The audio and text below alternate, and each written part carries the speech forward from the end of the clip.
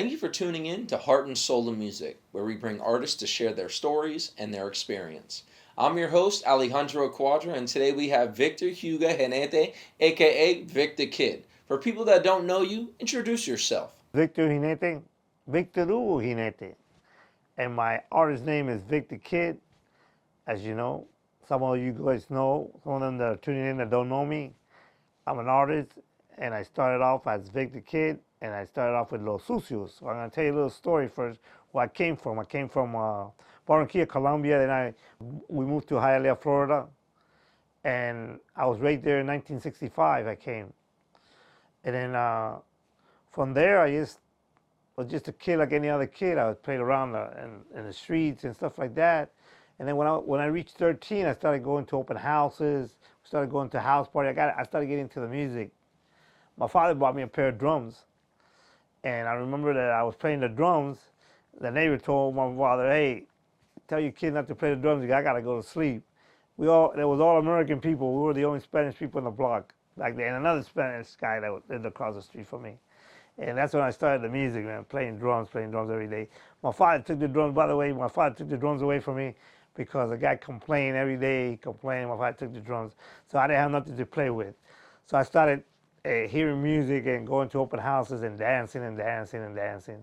Then when I reached 15 years old, I met this girl and we started dancing in different clubs. We started dancing disco. I got the disco real fast because I was born a dancer. I was born with the art. Okay, disco dancing. I like it.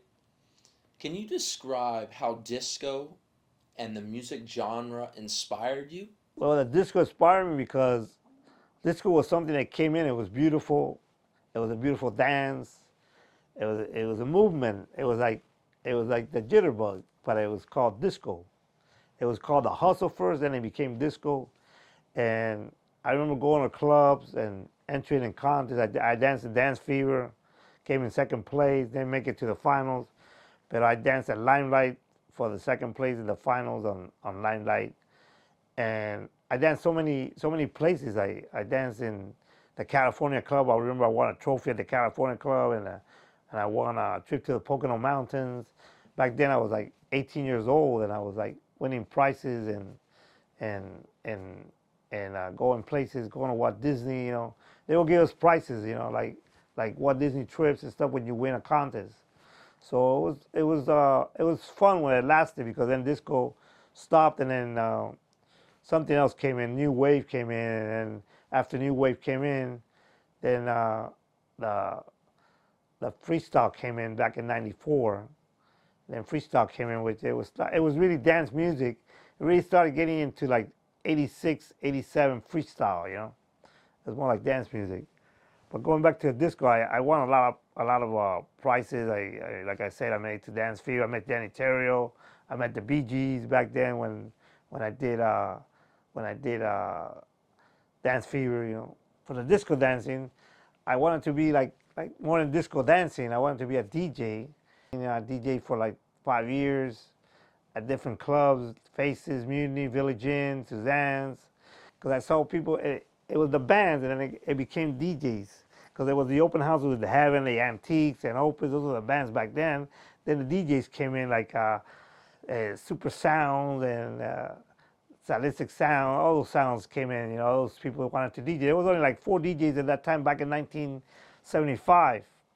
I was one of them. I was with a guy called Joe. He started me off with mixing. He taught me how to mix. Then when he taught me how to mix, I got into the music, and I started to mix the disco. And the disco was hard to mix, because it was like out of timing. So you had to really gotta scratch it, how to move it around so you can get the beat. You had to have the beat, or if you didn't have the beat, forget about it. You weren't a DJ. I mean, the DJs of the 1970s were DJs, not the DJs of today. Okay. My inspiration is to write funny music. My music is funny. It's different from anybody else. I'm unique, and I sing my way. I don't sing like Julio Iglesias or like anybody else. I sing my way. It's like a shot rap, So my inspiration came from just hearing different kind of groups. Like back then it was the Two Light Crew, the Coochie Crew 2, Expose, Company B, All those people inspired me, back then because that was called freestyle. But my music wasn't really freestyle when I came in, when I started doing my songs. So I got into writing when I was in the 90s, we were just starting. And in my group, there was Freddie, there was Tony, the other Tony, and me, Vic the Kid. At that name, I was called Victor Jinete, as Los Sucios. I was in the 90s, I started getting into writing. And when I started writing, I invented this song called Los Sucia, Que Rica Song. Sucia. I went into the Power Wars before we did the song, and the song became #1 on Power 96. And we beat the Two Life Crew on the Power Wars. That was like something amazing because I couldn't believe we beat somebody big, And we were just starting. Power 96 Power Wars. The champion. Beating the Two Live Crew, here's Los Sucios with Sucia.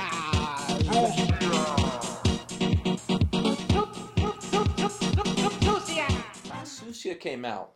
You said that it was a controversial song. Yes. Can you give us a feel on how it was around that time? What people said? And what were the backlashes? Channel 23 they talked about me back in the 90s, Channel 51. All the radio stations that were Spanish talked about me.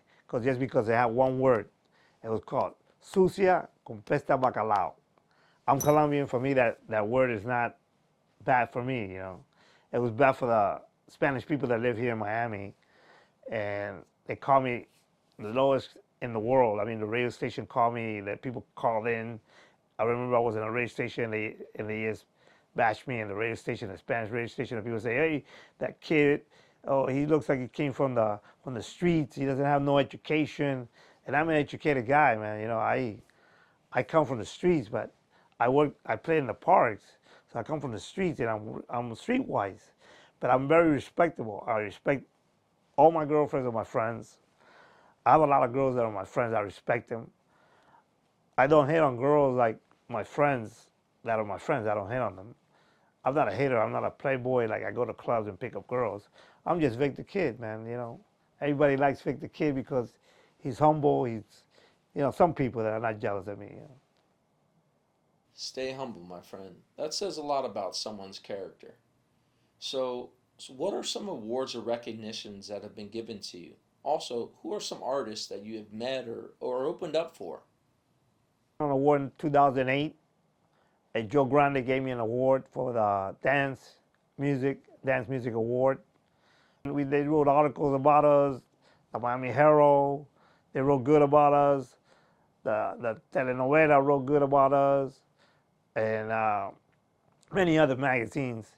I opened up for a lot of people back then when I was with Los Sucios. Tell me more, tell me more.